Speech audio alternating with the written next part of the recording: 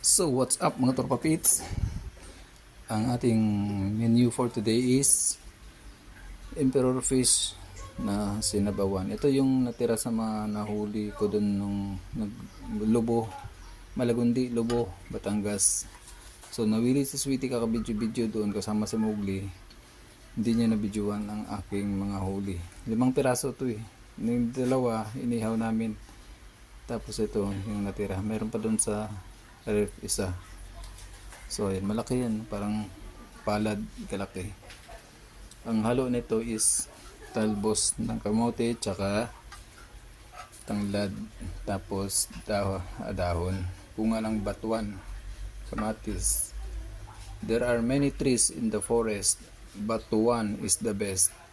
So tingnan natin mamaya mga Torpapits. And now mga Torpapits, ito natin yung habang nagluluto tayo ng sinabawan, pinipilito na natin yung isa. Yan na. Tulong-tulo na mga Torpapits. Indakal naman siya.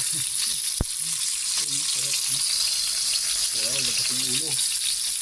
So ngayon, lalagyan na natin itong talbos.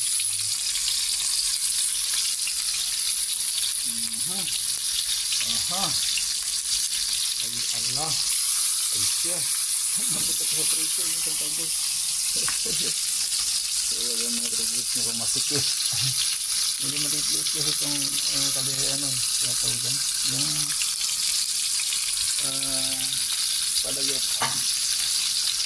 So ayan, tutakpan na muna natin kasi napiplano yan ng kape sa letsin sa ranti asin yun ang prito.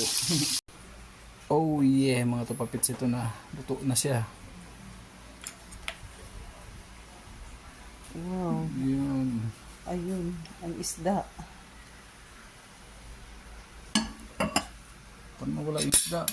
Nawala ang isda sa alas. Ayun. Pati yung pailalim pala. Ayun. Ayun siya. Yung mga batuan niya. Bukin mo kasi ilagay mo na sa akin. Yan. Okay na, that's it na. Charan! Yan. Okay, tapos yung isa. Saan sa akin? Andyan ko rin ito.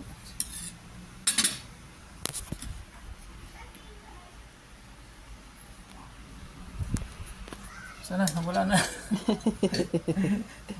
Kaliit-liit lang yung ano yun. Hindi makita guys. Ayaw yata akong paulamin eh. Huwag ka na tumugulong, talbos lang sa'yo. Ayan na mga Torpapits. Yan, kasi si Sweetie, hindi niya yan nabidyuhan nung namimingwit ako doon. Nagwili siya kay Mowgli sa picture doon. Yun. Okay. Review. Let's Okay, see. bye-bye.